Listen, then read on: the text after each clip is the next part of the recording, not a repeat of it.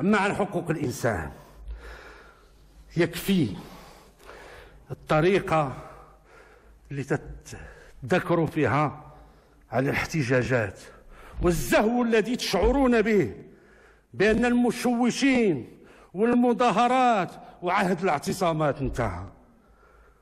يجب أن نتذكر أن نفس هذا الزهو هو اللي كانت يعبر عليه صاحب أم الوزارات عند قمعه لكل حركة احتجاجية. نتذكر شهداء كوميرا من هنا خرجاتوا من هذه المنصة. نتذكر تصريحات الحكومية بعد كل محطة نضالية، 20 يونيو، 14 ديسمبر، ولاد خليفة. كانت تجي ديك الحكومات السابقة ديال سنوات الرصاص وتزهو بأن المغرب مطمئن ومستقر، وهي نزلت بواحد الحركة ديال العصا والزروطة على المواطنين.